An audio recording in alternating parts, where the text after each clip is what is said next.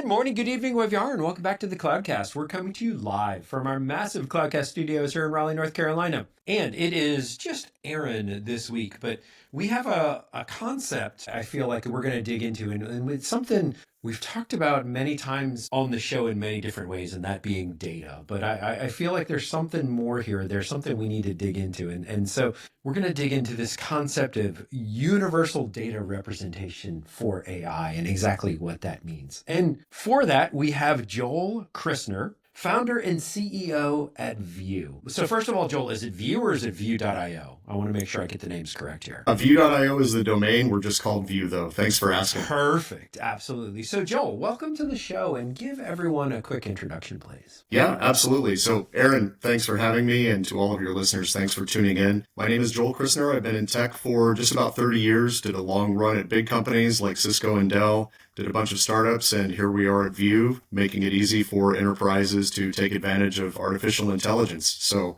my role in the company is keep the wheels on the bus, keep the lights on, and build the core of the product. And we're getting some good traction and good success. So I'm excited to be here. Fantastic. So yeah, as I mentioned, our big topic today is kind of everything data, right? And how to represent it, how to embed it into AI systems. Because I feel like there's a lot of folks out there, it's like, oh, I have a model and I just fine tune it, or I just train it, or I just set up a RAG pipeline. But a lot of people don't quite understand what that exactly entails, right? And so let's first of all kind of start at the challenge. Like, what is the challenge of data, structured, unstructured, in most organizations today, and what is behind this concept of universal data representation? That is a fantastic question. And I think a lot of people do start their AI journey perhaps a little prematurely because they don't have what I would call a solid horizontally applicable data management layer in place. And there's a lot that goes into that. There's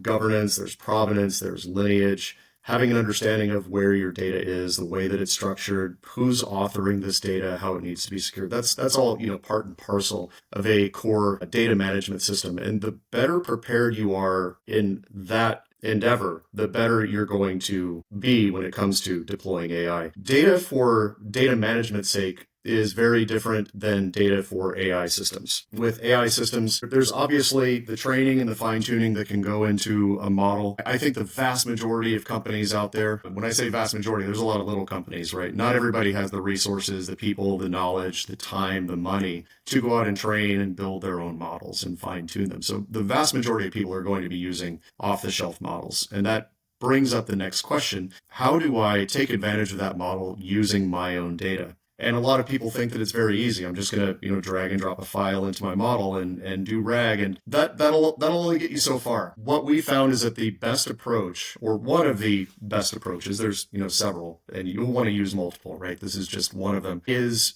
building out a metadata and feature store that looks at the contents of your data, understands what the type of the data is, extracts the geometry of that data, the key terms. If there's any kind of schema in that data, identifies the schema and then flattens the representation into something queryable, understands the data types that are in the various values, and builds an inverted index so that you can see how the subcontents of that file relate to other subcontents. Like if I have the sentence, the quick brown fox jumped over the lazy dog, I'd want to know that the word the is at positions 0 and 6, and it's, 3 tokens away from quick, or whatever the case may be. That's what we call universal data representation at View. That's one of the fundamental things that we do. It's kind of our secret sauce, where we can take any heterogeneous piece of data and transform it into this homogeneous representation. So it has the same structure, whether it's a database table or if it's a JSON object or the contents of a PowerPoint file. Once you have that, that puts you then in a position to begin intelligently embedding using an embedding model of your choosing.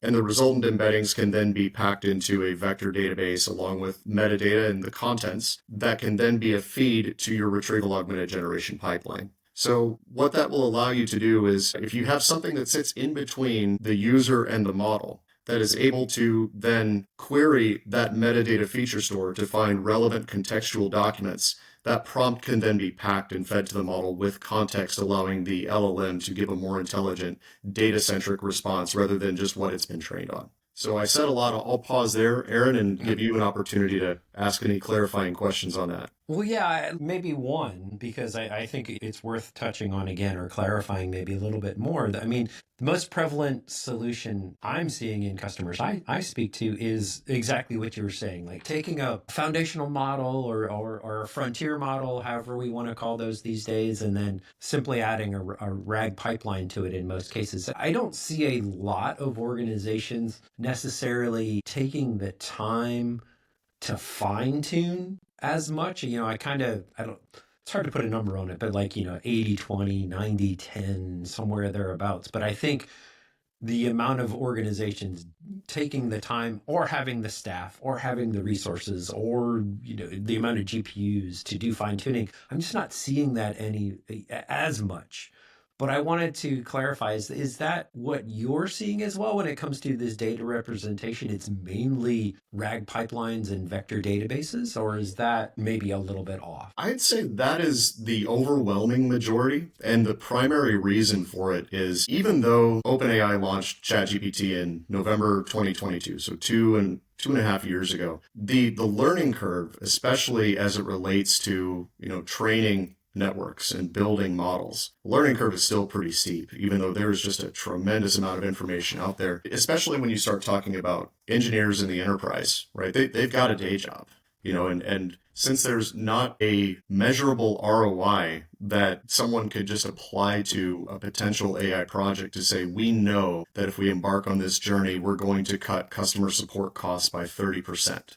Right, so it's very hard to tie a dollar amount to that. It's very difficult to create then an incentive for someone to go off and learn it if they don't know that they're going to get the ROI out of the project, because 30% of somebody's time is 12, 13 hours a week, something like that they could be doing what they're supposed to be doing. So there's a time commitment certainly to doing it. There's a risk associated with it. So I think what a lot of people have opted for is just taking advantage of RAG, because it's not a perfect solution by any means. And certainly, there's a lot more that you can do with training your own models and fine tuning existing models. But there is one part science and one part voodoo in RAG, in that Sure. the better you're able to parse and dissect your data into features, and the better you are able to tune the way that you retrieve data and compact that into a useful prompt for the model, you can get extremely good levels of accuracy. We're seeing customers get north of 92% accurate just using RAG and an off-the-shelf foundational model, whether it's, like Quinn or Llama or something along these lines. Yeah. And a follow-up question to that too, because I want to understand too, what we're really talking about here when we talk about this kind of universal data representation. At the end of the day, okay, whether it's structured data or unstructured data or a combination of both, what we're looking at here is tooling and a workflow and a pipeline that is taking those files that are, I'll say, customer specific or organization specific, and then running them through this pipeline and this set of tools, with the output being the embeddings that would go in a RAG database, like a Chroma or a Pinecone or something else like that. Is that a correct way to kind of think about this workflow of like how it gets from, say, a PDF that is customer specific into something that, hey, I can write a prompt and it will actually spit out an answer based off of that? Is that a correct way to think about it? Yeah, that's definitely the right way to think about it. So if your starting point is a PDF, the first thing you're going to do is detect that it is a PDF. Somebody could send you a Word document that's been renamed to .pptx, and all of your parsers are just going to explode. So you want to figure out what it is. Second is you want to extract key terms, top terms, general metadata out of the document. If it's structured, get the schema. From there, you want to take that source content and break it into what we like to call semantic cells. Those cells are contextually relevant pieces of the document. So if you're looking at a PDF, you might take paragraph 1 as a cell and then paragraph 2 as a cell. You want to then intelligently chunk it in accordance with your embedding model's boundaries. It might only accept a certain number of tokens, so maybe that's 256. So you chunk it 256 tokens at a time from each semantic cell, thus yielding semantic chunks. And there's a lot of wizardry you can do in there too. You might want some overlap amongst those chunks. That way you're not losing contextual pieces as you chunk. From there, and of course that's a space versus fidelity trade-off, right? From there, you generate embeddings against that content using the embedding model you specify. And that plus, in our case, a whole lot of other metadata gets fed into a vector store. One that we absolutely love is PG Vector, and the community's been gravitating toward it quite a bit. One of the interesting things that you can do when you have something that is like the UDR concept that I described, you can also create hierarchical metadata retrieval capabilities inside of your RAG pipeline. So you're no longer confined to just doing cosine distance searches or Euclidean distance searches or inner product searches to find contextual data that's been embedded that matches or is close to what your prompt contains. You can also start looking at other sources like your metadata and perhaps even graph representations. Maybe once you've gone through that fine-grained metadata extraction, you understand who the author is. And you might be able to identify other documents that have been written by that author that you might want to include as context because perhaps that person is a domain expert in that subject. So once you have that content embedded, the baseline is doing a distance or a similarity search or an inner product search against your vector store, but you can further augment it using that rich metadata that you've generated. Fantastic. And a follow-on question, while I was thinking through some of these workflows, I think something else that comes to mind too is not just data quality and data representation, but this concept of data privacy. But I almost feel like that's too generic of a term. Let me give you an example. A highly regulated industry, like take healthcare or financial services or somebody like that, who maybe they want to do an off-the-shelf model, but they want to set up a RAG pipeline against it because at the end of the day, there's going to be a lot of customer-specific data, PII data, other things like that. Or it's highly sensitive in the fact that like a lot of organizations, when I talk to them, they're not even considering public cloud for something like this, for serving the data, serving the models, etc. And so how does that fit in of like, do you sometimes have like the RAG pipeline and the data be on-prem, but it's utilizing cloud services to actually generate the text? Or what kind of things are you seeing when it comes to highly regulated spaces or areas where that data really is like the keys to the kingdom? If I use that term. Aaron, that's a great question. And it's a tough one because all of this AI stuff, I like to say, was really built for a born in the cloud native developer. The majority of us have been conditioned to assume that when we're doing anything AI, we're going to be using a third-party public cloud API to do certain aspects of that. Fact of the matter is you don't have to. And there's nothing wrong with using that as long as you're safe and using your data in a way that is appropriate given the sensitivity of the data. A lot of the customers that we talk to are, the mid to high end of the enterprise. The vast majority of their data is still behind the firewall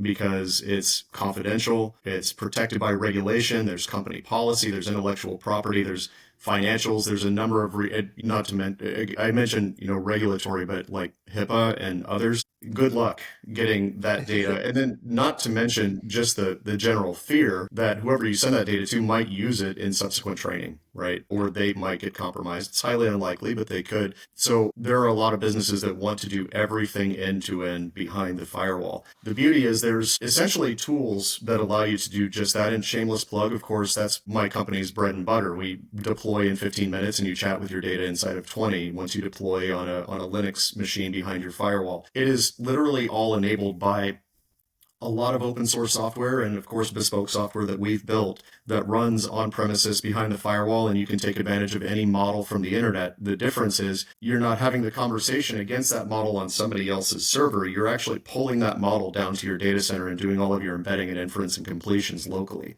So the tooling absolutely does exist. There's definitely an appetite for it. At least that's what we're seeing. Yeah. Yeah, that makes sense. And let me kind of ask maybe a follow-on, because I love to explore life cycles of all of these. So let me give you another example. So first model comes out, right? You've got everything set up, you've got your embeddings, everything's working. And I'll just go back to the old, application terms. It's 1.0 of the model, right? And a topic we've explored many times on this show is a lot of organizations, there's two ways to handle the data model, and I'll just refer to the drift over time, right? Like you can constantly add more embeddings in, you can constantly add more data, you can improve the quality of it, but there's two theories to that. Number one is you take that 1.0 model and you just continually improve it. It's always a 1.0 model. I'll call it the ChatGPT model, right? Like even though there's ChatGPT 4, the answers you get a couple months ago versus now, like, hey, sometimes the answers are different and you don't know why, right? And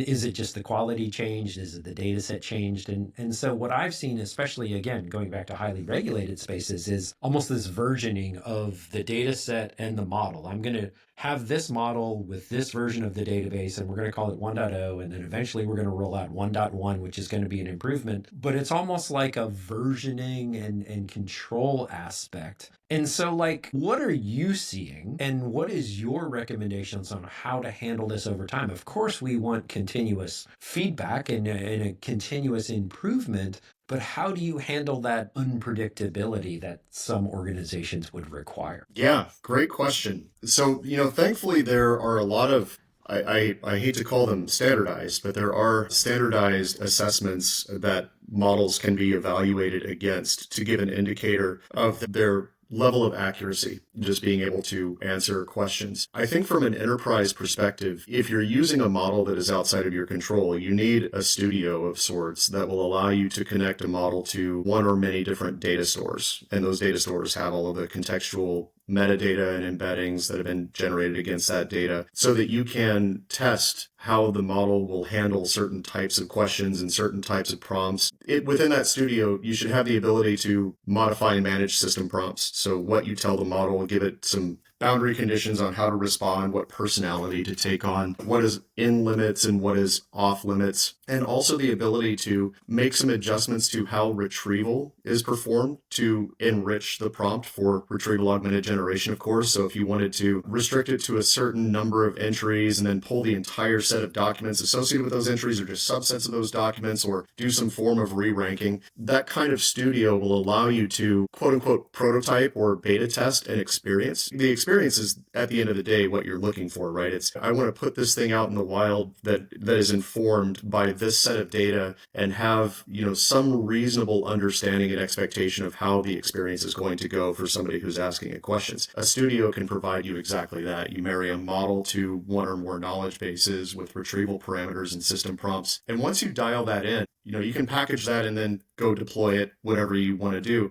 The beautiful thing about that is you can keep that same set of configuration and just replace the model with version 1.1 or 1.2, and then you can test it again and see what the changes look like. And if you like those changes, then you can go deploy the changes. So we've got a capability like that called our Assistant Studio built into the product, where I can marry a model to a set of retrieval parameters, to a set of knowledge bases, and bang on it and ask it all the questions that I want to see how it responds until you feel that it's behaving the way that you want and responding the way that you want. And once it is, deploy it on the intranet, deploy it to Slack, deploy it to Teams, put an SMS interface in front of it. And the nice thing about that is you can make changes over time too. And if you find one that works even better, you can replace it in place of the one you've already deployed behind the scenes with no disruption. Nice, nice. And let me ask you this, because I think this is really worth digging into as well.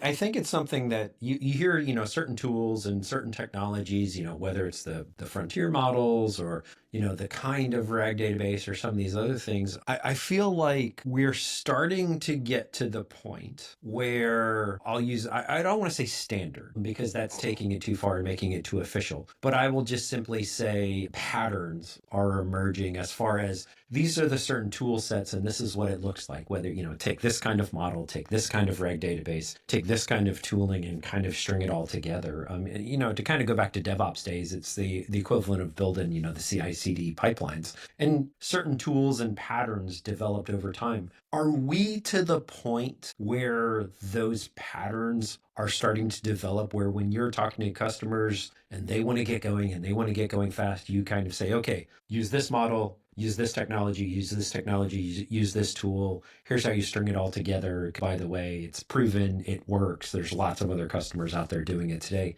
What kind of recommendations do you have for something like that's a great question. And you actually took it in a direction that I was not anticipating. I was thinking about it from the perspective of I remember when cloud was this new fandangled thing, and it only took, I would say, maybe 3 years before the API war on object storage was won by Amazon S3. Yes, perfect example. It became a de facto type of thing. Yes. A very similar type of thing has already happened, in my opinion, with the front end of prompting a model, and that's OpenAI's API, their data structures, response structures.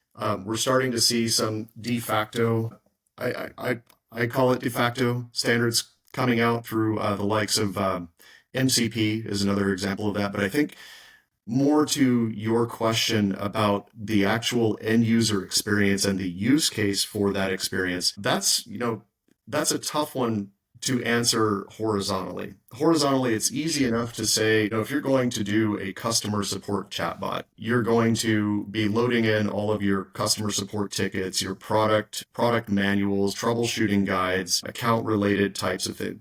I'm blending customer support and technical support here, so forgive me for that. I'm conflating two. No problem. No problem. You've got a corpus of data, and then you make sure that you include some overlap in your chunking strategy. That way, you don't chunk right in the middle of a thought that's important contextually. You want to, try to capture every whole thought that you can. And then you build your system prompt to say, you are a helpful customer support chatbot provided for you. Before the user question is a series of, helpful pieces of contextual information, and at the end you will also find links to those documents if you want to share those with the user. Respond in a friendly way. Don't answer questions that you don't know how to answer, and try not to lean on your training. Rely primarily on the provided context. I think it's hard to nail down a de facto out of that, but I think that the world is starting to converge on what the best practice, for instance, system prompt is and chunking strategies are for various use cases like customer support, technical support. Yes. Even, for some more complex domains. But where it gets really tough, and one of the reasons that I firmly feel that, it's difficult to get that solid horizontal data management strategy in place, and you'll see why I'm saying this in a second. Data and data management are extremely fragmented. The farther up the data stack you go, the more bespoke the data becomes. So it's good to have that generalized set of principles around chunking strategy and system prompts and retrieval optimizations and all of these other things. But again, the farther up the data stack you go, the more bespoke it becomes. So the more you have to really understand your data to be able to tune those things to get the experience that you want. Yeah, that makes perfect sense. I love it. And actually, I think that's a good point for us to kind of end on for today. So Joel, if anyone out there is kind of interested in this, wants to ask you a question, wants to kind of dig in more, what's the best place for them to get started? Absolutely. Just go over to view.io, VIEW.io. Check us out. And if you have any questions, email me, Joel, Joel, at view.io. I'm here for it. We've got a great team that's passionate about this stuff. We're constantly learning like everybody else is, and we can't wait to talk to them.